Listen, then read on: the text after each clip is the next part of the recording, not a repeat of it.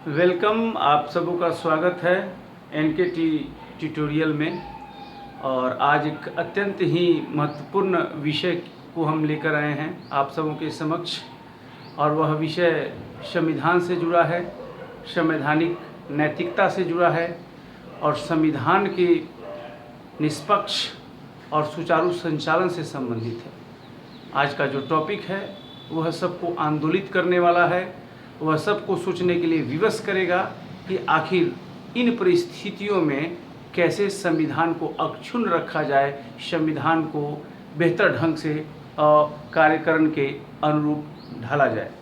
जो टॉपिक है आज का वह टॉपिक है क्विड प्रो को and independent oblique effective functioning of constitutional functionaries CAG, ECI, SCI and UPSC।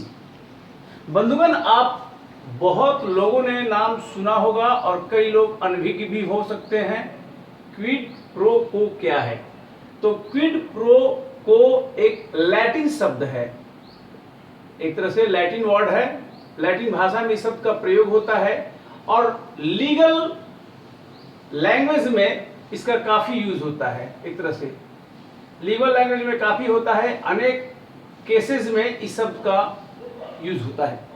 और क्विड प्रो को का जो शाब्दिक मीनिंग होता है, अर्थ होता है कि favouring for a favour, favouring for a favour, यानी कि एक फेवर, आप फेवर कर रहे हैं आप किसी को, किसके लिए?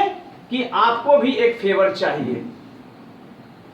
यह फेवर इसलिए किया जा रहा है कि आपको भविष्य में या सब्सिक्वेंटली आपको भी एक फेवर चाहिए।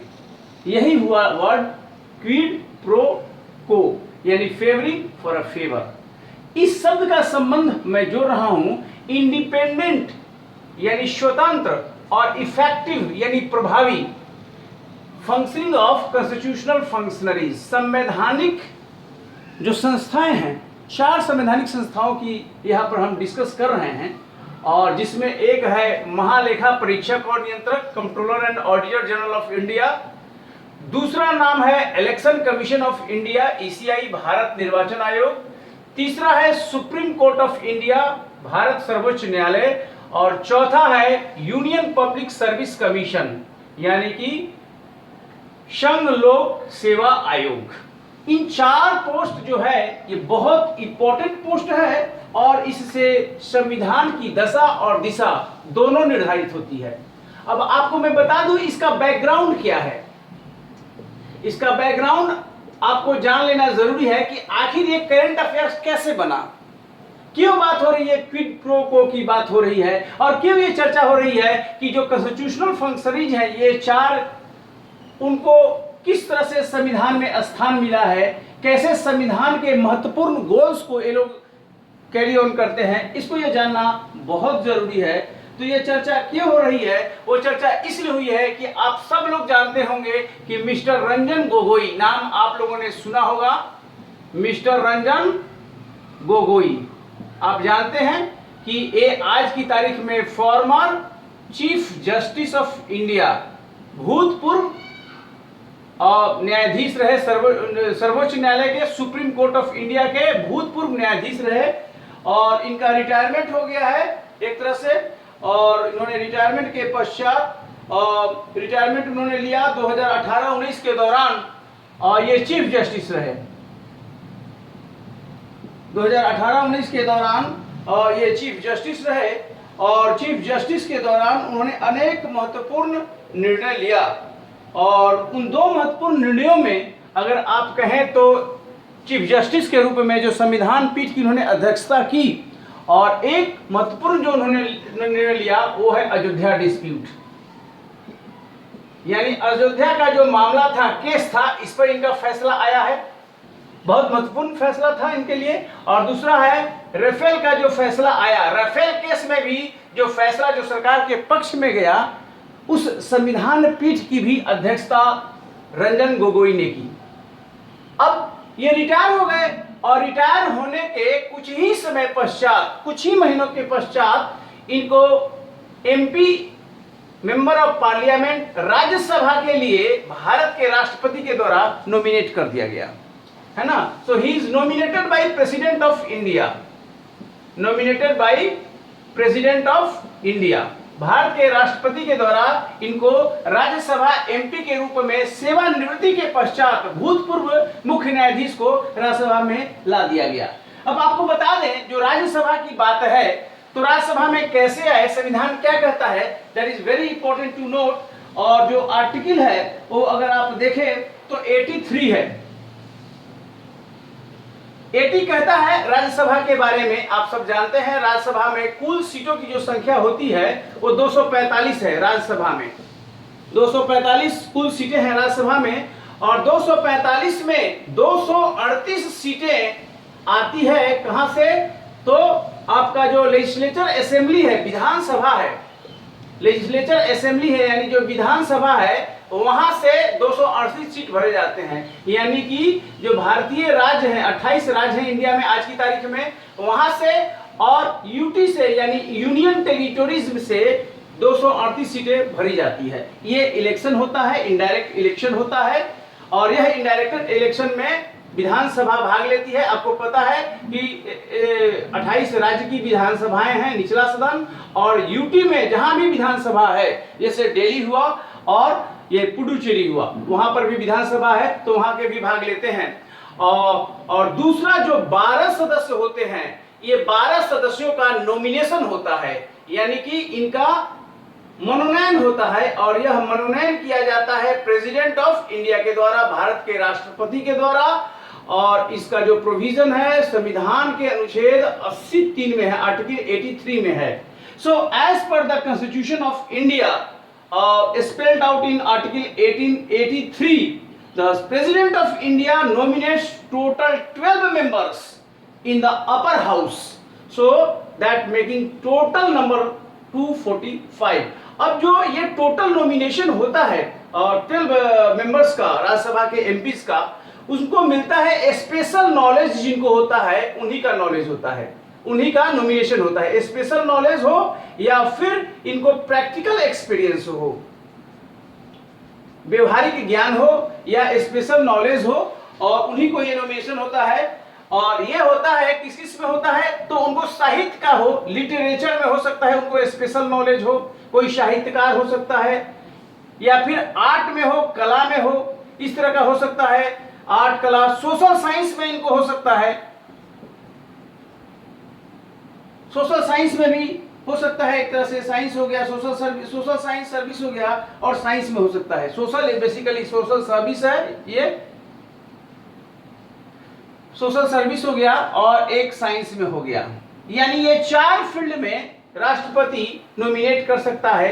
हो सकता है किसी एक फील्ड से ही 12 लोग हो जाए, ऐसा कोई संवैधानिक बाध्यता नहीं है, बट साहित्य से, कला से, देन विज्ञान से और समाज सेवा से, ये कुल मिलाकर 12 नॉमिनेट प्रेसिडेंट ऑफ इंडिया करते हैं। और ये जो नॉमिनेटेड एमपी हैं राज्यसभा के, वो वही पावर रखते हैं जो इलेक्टेड एमपी होते हैं, दोनों में कोई अंतर नहीं होता है।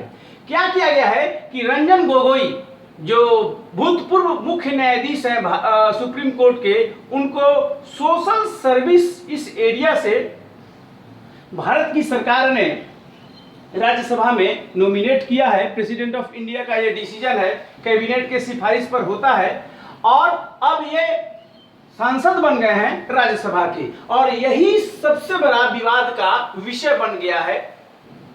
वस्तुतः ये विवाद है या नहीं है, यह भी एक महत्वपूर्ण विषय है, क्योंकि ये बिना मतलब का भी विवाद, कुछ लोग बोल रहे हैं कि ये विवाद सही नहीं है, ये किया जा सकता है, संविधान क्या कहता है, यह भी एक इंपॉर्टेंट है, बात देखना होगा। लेकिन जब बात आएगी कि भारत का मुख्य न्यायाधीश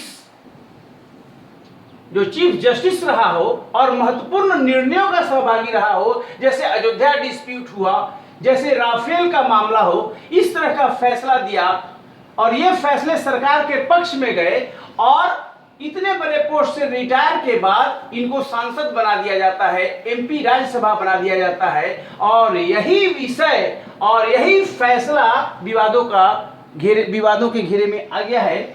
और यह किस स्तर का विवाद है, इस विवाद का कॉन्स्टिट्यूशनल बेसिस क्या है, इसका पॉलिटिकल बेसिस क्या है, और कितना इथिकल है और कितना यह पॉलिटिकल है, इस बात को समझने की आपको कोशिश हम यहाँ पर करेंगे, एनालिसिस करेंगे कि आखिर कहां पर संविधान मनाही करता है और कहां पर कहता है कि नहीं आप ले सकते हैं। इसके लिए जरूरी है कि हम सुप्रीम कोर्ट पर ही ध्यान नहीं देंगे, वस्तुतः हम पूरा देखेंगे। आप ये ध्यान रखिएगा कि ये कितना महत्वपूर्ण है। इसलिए क्विड प्रो को इसका नाम दिया गया है कि offering of a favour for a favour. तो अब यह है कि नहीं है, इस पर मैं कोई टिप्पणी नहीं करना चाहता हूं। यह आप सब लिसनर्स के लिए है कि आप इसको समझें, संविधान क्या कहता है और किस रूप में यह कहां तक स्टैंड करता है कि यह राइट है कि रॉन्ग है, और कितना इथिकल है और कितना कॉन्स्टिट्यूशनल मोरालिटी का प्रश्न है। सवाल यह है कि यह इशू एक तरह से जुड़ा हुआ है कॉन्स्टिट्यूशनल इंडिपेंडेंस का मामला है। सबसे बड़ी बात है कि यह मामला संवैधानिक स्वतंत्रता का है, संवैधानिक स्वतंत्रता का यह मामला है। अगर बड़े बड़े पोस्ट को धारण करने वाले को अगर बाद में रिटायरमेंट के पश्चात प्लम पोस्ट दिया जाता है, प्लम पोस्ट मतलब की पोस्ट होता है, जैसे गवर्नर का पोस्ट हो गया, जैसे सांसद का पोस्ट हो गया, और ऐसे कोई बड़े बड़े मलाईदार पोस्ट दे दिया जाता है, तो सर्विस में रहने के दौरान उसकी निष्पक्षता और उसके न्यूट्रलिटी पर क्वेश्चन कभी लगाने का स्कोप बन जाता है। और दूसरी बात, यह कॉन्स्टिट्यूशनल मोरालिटी का भी विषय है। सबसे इंपॉर्टेंट है कॉन्स्टिट्यूशनल मोरालिटी, और कॉन्स्टिट्यूशनल मोरालिटी कहती है कि आप जो भी कार्य कर रहे हैं उस संविधान को ध्यान में रख रहे हैं, without fear and without favour. ना आप डर रहे हैं बल्कि संविधान के बताए हुए निर्देशानुसार आप काम कर रहे हैं, और यह कार्य बिना कोई लोभ, बिना कोई लालच और बिना कोई लिप्सा के किया जा रहा है। यह कॉन्स्टिट्यूशनल मोरालिटी है, यानी कॉन्स्टिट्यूशनल इथिक्स का यह मामला है। और कॉन्स्टिट्यूशनल इथिक्स ये कहती है कि आप एक तरह से बिल्कुल निष्पक्ष, फेयर और नेचुरल जस्टिस के काम कर रहे हैं, चाहे सामने वाला भारत का राष्ट्रपति ही क्यों ना हो, भारत का प्रधानमंत्री ही क्यों ना हो। अगर वो रूल में नहीं आता है तो नहीं आता है। यही इशू आज का सबसे बड़ा इशू है जिस पर हम फोकस करने जा रहे हैं आप सबों के समक्ष। और यह इतना महत्वपूर्ण इशू है, मैं आपसे निवेदन करूंगा कि इस डिस्कशन के अंत तक आप बने रहिए, क्योंकि हम केवल सुप्रीम कोर्ट की बात नहीं करने जा रहे हैं, बल्कि हम बात करने जा रहे हैं कंट्रोलर एंड ऑडिटर जनरल की, इलेक्शन कमीशन ऑफ इंडिया की, सुप्रीम कोर्ट ऑफ इंडिया की और यूनियन पब्लिक सर्विस कमीशन की। चारों जो संवैधानिक पद हैं, संवैधानिक इंस्टीट्यूशंस हैं, इनके बारे में संविधान क्या कहता है। क्या रिटायरमेंट के बाद जो ये पोस्ट होल्ड करने वाले लोग हैं, ये लोग प्लम पोस्ट ले सकते हैं? क्या उनको ऑफर किया जा सकता है? क्या कोई केस बनता है क्या क्विड प्रो क्वो का? और अगर ऐसा है तो क्या इंडिपेंडेंट इफेक्टिव फंक्शनिंग बाधित नहीं हो रही है? क्या यह कॉन्स्टिट्यूशनल मोरालिटी का विषय नहीं है? यही चिंतन का विषय है, यही मनन का विषय है आज के डिस्कशन का। इसलिए इस डिस्कशन के अंत तक आप जरूर बने रहिए, क्योंकि हम संविधान के बारे में आपको बताने जा रहे हैं। अब आपको मैं ये बताने जा रहा हूं कि यही हमारा संविधान है। ये जो बिल्डिंग है इसको कहते हैं कॉन्स्टिट्यूशनल डेमोक्रेसी। कॉन्स्टिट्यूशनल डेमोक्रेसी, देश में संवैधानिक लोकतंत्र है। हमारा जो इंडिया है उसमें कैसा लोकतंत्र है? संवैधानिक लोकतंत्र है। और संवैधानिक लोकतंत्र इसलिए कहा गया है कि इस लोकतंत्र का आधार भारत का संविधान है, कॉन्स्टिट्यूशन ऑफ इंडिया। तो सबको प्रभावित कर रहा है, गाइड कर रहा है, निर्देश दे रहा है कौन? संविधान। देश का सबसे बड़ा जो प्रमुख जो गाइडलाइन है वो संविधान है। तो संविधान is the fundamental law of the land, और इसीलिए संवैधानिक शासन को लिमिटेड गवर्नमेंट भी कहते हैं। लिमिटेड गवर्नमेंट भी, चाहे वो पार्लियामेंट हो, चाहे वो सुप्रीम कोर्ट हो, चाहे एग्जीक्यूटिव हो, लेजिस्लेटिव हो, जुडिशियरी हो, कोई भी ऑर्गन हो, सभी के सीमाओं को ये बांधता है कौन? संविधान। संविधान बताता है कि सभी की सीमाएं हैं, सभी के जुरिडिक्शनल अथॉरिटी है, कंपिटेंस है और सभी को अपनी सीमाओं में रहकर कार्य करना पड़ता है। दैट्स व्हाई लॉक ने कहा कि संविधान से जो चल रहा है डेमोक्रेसी, वो कॉन्स्टिट्यूशनल डेमोक्रेसी है, वो लिमिटेड गवर्नमेंट है और इसको उन्होंने बेस्ट गवर्नेंस लॉक ने माना। अब मैं ये बताने जा रहा हूं कि यह जो बिल्डिंग है संविधान की, ये मान लीजिए कि ये बिल्डिंग है और इस बिल्डिंग के 4 कोने हैं, महत्वपूर्ण 4 पिलर्स हैं फंडामेंटल। एक पिलर ये हुआ, एक पिलर ये हुआ, एक पिलर ये हुआ, एक पिलर ये हुआ। 4 पिलर्स की मैं चर्चा कर रहा हूं और एक पिलर जो हुआ इसमें है controller and auditor general of India, यानी यह कौन है? महालेखा परीक्षक एवं नियंत्रक। एक पिलर यह है। जो दूसरा पिलर है यहां पर, वो पिलर कौन सा है? तो यह है इलेक्शन कमीशन ऑफ इंडिया, यानी भारत निर्वाचन आयोग। यह दूसरा पिलर है संविधान का, भारत निर्वाचन आयोग। जो तीसरा पिलर है यहां पर, वो है सुप्रीम कोर्ट ऑफ इंडिया, यानी भारतीय सर्वोच्च न्यायालय, भारतीय सर्वोच्च न्यायालय। और जो चौथा पिलर है यहां पर है यूपीएससी, यानी यूनियन पब्लिक सर्विस कमीशन, संघ लोक सेवा आयोग। बंधु, हम सबको गर्व होना चाहिए कि आज अगर हमारा देश सुरक्षित है, आज यहां पर अगर कॉन्स्टिट्यूशनल डेमोक्रेसी फ्लोरिश हो रही है, प्रगतिमान है, इतने साल आजादी के बाद भी हमारा संविधान अटूट है और निर्विघ्न रूप से चल रहा है, तो यह देन है ये 4 सबसे बड़े गेट कीपर की। ये सबसे बड़े गेट कीपर हैं, देश के संविधान के गेट कीपर हैं। कोई भी इस देश को बर्बाद करने के पहले सोच नहीं सकता, क्योंकि इनका पहरा 4 बड़े बड़े पहरेदार करते हैं। They are biggest watch dog, 4 watch dogs, 4 biggest caretaker, and they are actually controlling the whole episodes of the constitutional ethics and the morality. Now CAG का अगर आप बात करें तो CAG का प्रावधान संविधान के अनुच्छेद 148 में है। बताता है 148 कि CAG किस तरह से संवैधानिक पोस्ट है और उसके फंक्शन क्या हैं। जो भारत निर्वाचन आयोग है उसका प्रावधान संविधान के अनुच्छेद 324 में है और बताता है कि इसका किस तरह से इंस्टीट्यूशनल मैकेनिज्म है, इसके रोल और फंक्शन क्या है। सुप्रीम कोर्ट ऑफ इंडिया ये 124 में बताता है कि सुप्रीम कोर्ट ऑफ इंडिया होगा। और यूपीएससी भी बता रहा है कि यूपीएससी के बारे में कि यह भी एक बहुत बड़ा कॉन्स्टिट्यूशनल फंक्शनरीज है। 315 316 में ये पूरा दिया हुआ है यूपीएससी के फंक्शनिंग के बारे में।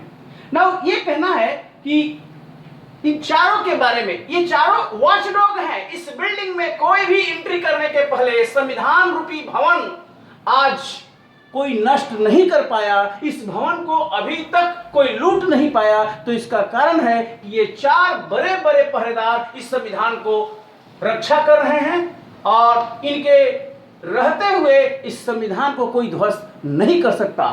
CAG की अगर बात करें तो CAG की नियुक्ति भारत का राष्ट्रपति कर रहा है, प्रेसिडेंट ऑफ इंडिया। उसी प्रकार जो ECI है, इलेक्शन कमीशन ऑफ इंडिया में आपको बता दूं, CAG तो टॉप लेवल पर एक ही पोस्ट है जिसकी नियुक्ति भारत का राष्ट्रपति कर रहा है। जो इलेक्शन कमीशन ऑफ इंडिया है, तो इलेक्शन कमीशन ऑफ इंडिया में यह 1 सदस्यीय न होकर वर्तमान में 3 सदस्यीय हैं, यानी एक है चीफ इलेक्शन कमिश्नर और यह जो 2 हैं इनका नाम है इलेक्शन कमिश्नर्स। ये दोनों निर्वाचन आयुक्त हैं और यह एक जो पोस्ट है मुख्य निर्वाचन आयुक्त है। ये तीनों की जो नियुक्ति है वो भी भारत का राष्ट्रपति कर रहा है। भारत का राष्ट्रपति, इसकी भी नियुक्ति, इसकी भी। और जो सर्वोच्च न्यायालय है, सर्वोच्च न्यायालय में वर्तमान में, पहले था सर्वोच्च न्यायालय में 1+7, जब संविधान प्रारंभ हुआ था देश में, at the commencement of the constitution 26 जनवरी 1950 को, तो उस समय एक चीफ जस्टिस हुआ करते थे और 7 अदर जजेस थे।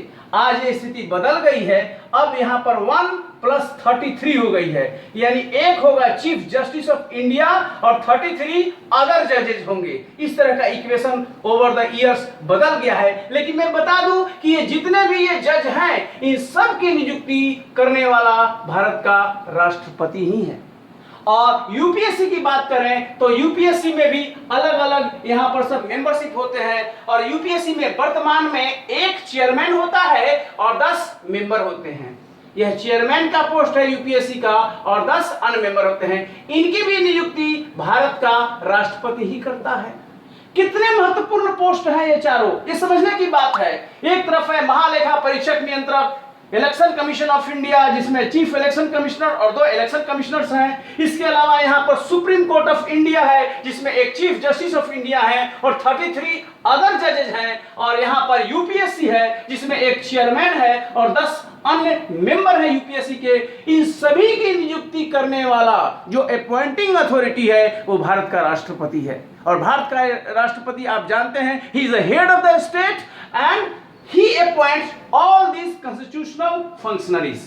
Now इनके पद की बात करें तो सीएजी का जो कार्यकाल होता है 6 साल का होता है या 65 साल तक, 65 इयर्स का एज पूरा होने पर जो भी पहले हो वो उस पद तक रहता है। मैक्सिमम 6 साल रहता है, उसके पहले अगर 65 साल पूरा हो जाएगा तो वो पद से सेवानिवृत्त हो जाता है। Similarly election commission of India भी 6 साल तक ही रहता है या 65 साल पूरा होने तक। जहां तक सुप्रीम कोर्ट की बात है तो सुप्रीम कोर्ट का रिटायरमेंट एज है 65 इयर्स। यहां पर 6 साल जैसा कोई भी फिक्स टेन्योर नहीं है। अगर पहले बन जाता है तो हो सकता है वो चीफ जस्टिस 6 साल से ज्यादा भी रहो, लेकिन ऐसा ओकेजन बहुत रेयर या न के बराबर होता है। और जो यूपीएससी की बात है ये भी 6 साल का है और यह भी 65 साल तक है।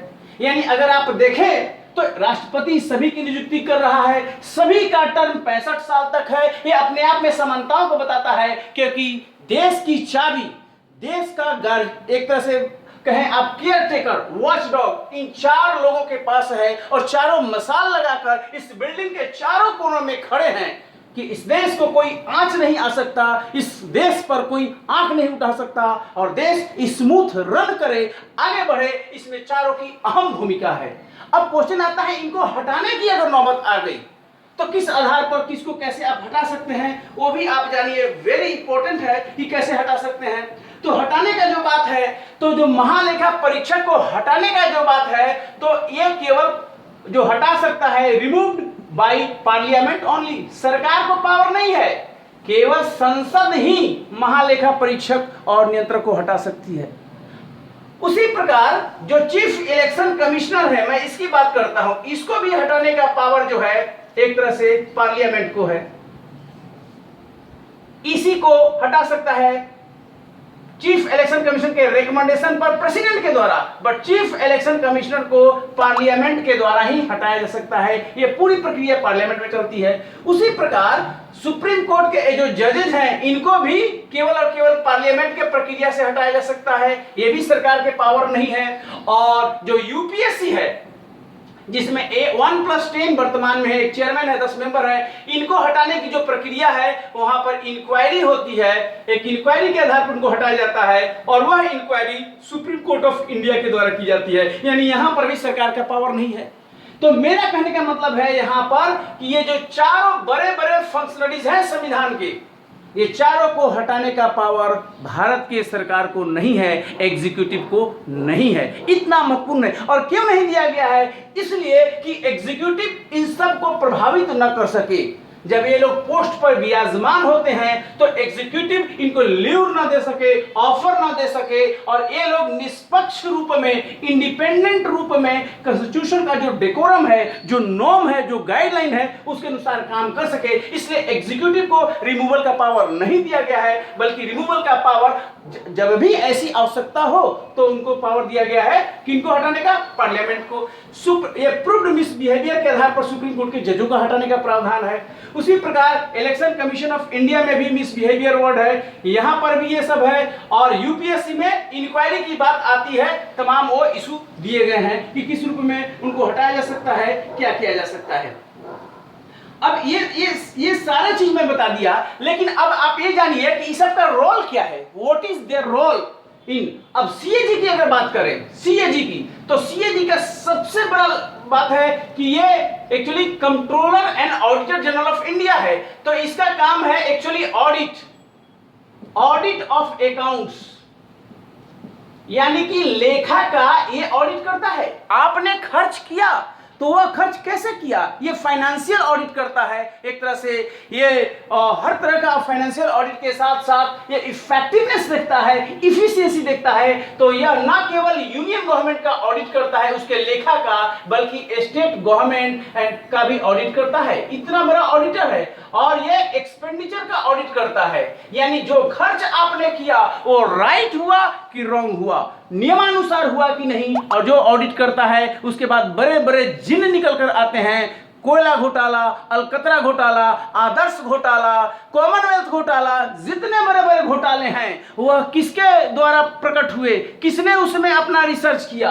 बंधुगण, वो सीएजी की ऑडिट रिपोर्ट है, जिस रिपोर्ट के आधार पर ये बड़े बड़े घोटाले सामने आते हैं। कितना बड़ा रोल है सीएजी का, आप समझ सकते हैं। और सीएजी को पोस्ट पर रहते हुए अगर एग्जीक्यूटिव प्रभावित करने लगे तो एग्जीक्यूटिव के जितने भी काले कारनामे हैं, जो करप्शन है, वो कभी भी बाहर नहीं आ पाएगा। इसलिए सीएजी का इंडिपेंडेंट फंक्शनिंग अत्यंत ही जरूरी है, सो दैट सीएजी सही ढंग से काम कर सके। यह सीएजी का रोल है। और सीएजी इस प्रकार भारत का सबसे बड़ा ऑडिटर है। और सीएजी ऑडिट करके जो रिपोर्ट देता है सीएजी की ऑडिट रिपोर्ट भारत के राष्ट्रपति को जाती है, प्रेसिडेंट ऑफ इंडिया को। यानी सीएजी की ऑडिट रिपोर्ट जाती है प्रेसिडेंट ऑफ इंडिया को।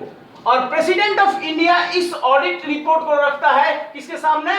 पार्लियामेंट के पास रखता है। भारत की संसद को यह रिपोर्ट रखता है, पार्लियामेंट के पास यह रिपोर्ट रखता है। और पार्लियामेंट में एक बॉडी है पीएजी, यानी पब्लिक अकाउंट्स कमेटी, जिसमें 22 लोग होते हैं। पब्लिक अकाउंट्स कमेटी में एक संसद की कमेटी है, स्टैंडिंग कमेटी है। इसमें लोकसभा के 15, राज्यसभा के 7 लोग होते हैं। और यही पीएजी की जो रिपोर्ट होती है, यानी सीएजी की रिपोर्ट पर एक तरह से इसका एनालिसिस होता है पीएजी का। पीएजी संसद की कमेटी है। और इसी पीएजी की रिपोर्ट के आधार पर बड़े बड़े घोटाले देश में सामने आए हैं।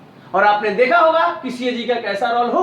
अब कल्पना कीजिए अगर सीएजी को हटा दिया जाता है संविधान के जो कर्तव्यों से, तो क्या हो सकता है? कोई भी इस तरह से एक्सपेंडिचर का ऑडिट नहीं हो पाएगा और पूरा एक्सपेंडिचर एक तरह से शक के घेरे में आ जाएगा पब्लिक का। तो कितना पब्लिक का ट्रस्ट है सीएजी पर। और जो सीएजी पोस्ट पर जो रहता है उसको रिटायरमेंट के बाद क्या प्लम पोस्ट मिलना चाहिए, यह क्वेश्चन मैं आपके लिए छोड़ता हूं, क्योंकि उसका काम इतना महत्वपूर्ण है कि वो ऑडिट कर रहा है, वो जांच कर रहा है कि आपने जो खर्च किया करोड़ों रुपया, अरबों रुपया अनेक प्रोजेक्ट में, वो राइट किया, रॉन्ग किया, या उसका उतना पैसे का प्रावधान था कि नहीं, या नियमों का उल्लंघन करके किया। अब हम बात करें इलेक्शन कमीशन ऑफ इंडिया की, तो इलेक्शन कमीशन ऑफ इंडिया के बारे में आप जानते हैं। इलेक्शन कमीशन ऑफ इंडिया का सबसे बड़ा क्या रोल है? Conduct of elections. ये चुनाव करवाता है, जिसे सरकार बनती है। और किसका चुनाव करता है? तो यह लोकसभा का चुनाव करता है। 543 सीटों का लोकसभा का चुनाव करता है। और यह स्टेट लेजिस्लेचर, राज्य की विधानसभाओं का चुनाव करता है। स्टेट असेंबली का भी चुनाव करता है। 22 राज्यों में स्टेट असेंबलीज हैं, जिसे निचला सदन कहते हैं। इसका भी चुनाव, स्टेट असेंबली के पहले राज्यसभा की बात मैं करूं तो यह राज्यसभा के भी चुनाव करता है। 238 सीटों के लिए राज्यसभा में चुनाव होता है। इसके अलावा लेजिस्लेटिव असेंबली राज्यों की विधानसभाओं के लिए करता है। 28 स्टेट, सारे स्टेट में अनिवार्य है। और लेजिस्लेटिव काउंसिल के भी ये चुनाव कराता है। कई राज्यों में, अभी वर्तमान में 7 राज्यों में लेजिस्लेटिव काउंसिल का प्रावधान है, 7 स्टेट्स में। ये मैंडेटरी नहीं है। अगर लेजिस्लेटिव काउंसिल है तो वो खत्म किया जा सकता है आर्टिकल 169 के तहत। और अगर नहीं है तो पार्लियामेंट उसको क्रिएट कर सकती है। 169 पार्लियामेंट को अधिकृत करता है एक लेजिस्लेटिव काउंसिल को बनाने के लिए या फिर उसको डिसॉल्व करने के लिए। तो इस तरह की बात है। ये सारा चुनाव लोकसभा का, राज्यसभा का, लेजिस्लेटिव असेंबली का, लेजिस्लेटिव काउंसिल का कौन करवाता है? Election commission of India. इसके अलावा election commission of India Bharat के राष्ट्रपति का भी चुनाव करवाता है। कितना महत्वपूर्ण है, कितनी महत्वपूर्ण जिम्मेवारी इलेक्शन कमीशन ऑफ इंडिया पर है। और इसके अलावा election commission of India Bharat के उपराष्ट्रपति, वाइस प्रेसिडेंट ऑफ इंडिया का भी चुनाव कराता है। अब आप कल्पना कीजिए, पिछला लोकसभा का चुनाव चल रहा था तो तमाम लोग आचार संहिता के उल्लंघन का मामला इलेक्शन कमीशन के सामने दायर कर रहे थे। और इलेक्शन कमीशन में 3 लोग होते हैं, मैंने बताया 1+2, और इन लोग का बैठक चल रहा था। और अगर ये लोग राजनीति से प्रभावित हो जाते हैं, अगर ये लोग जो एग्जीक्यूटिव है उससे प्रभावित होकर निर्णय सही नहीं ले पाते हैं, तो पूरी चुनाव आयोग की विश्वसनीयता एक तरह से शक के घेरे में आ सकती है। कितना महत्वपूर्ण है, कितना इस पर डिबेट हुआ। प्राइम मिनिस्टर के खिलाफ भी अनेक लोगों ने आचार संहिता के उल्लंघन का मामला इसके समक्ष दायर किया था और इलेक्शन कमीशन ऑफ इंडिया ने प्राइम मिनिस्टर को ग्रीन चिट दिया था, ये भी आप सब लोग जानते हैं। तो इसके लिए जरूरी है कि election commission of India retirement के पश्चात एग्जीक्यूटिव का कोई भी ऑफर स्वीकार नहीं करे। अगर उसके मन में कोई मंशा होगी कि हम रिटायरमेंट के बाद हमको भी कोई प्लम पोस्ट मिल जाएगा, कोई ऐसा मलाई मिल जाएगा तो आगे भी काम चलता रहेगा, तो फिर इसके सेवा में रहते हुए कार्य करने की क्षमता घटेगी, इसका इंडिपेंडेंस कम होगा। अब सुप्रीम कोर्ट की बात करें, अगर सुप्रीम कोर्ट की सबसे बड़ी बात है कि supreme court is the guardian of Indian constitution, संविधान का रखवाला है, guardian of constitution of India, ये गार्जियन है और ये सबको लाइन में रखता है, चाहे वो एग्जीक्यूटिव हो और चाहे वो लेजिस्लेचर हो।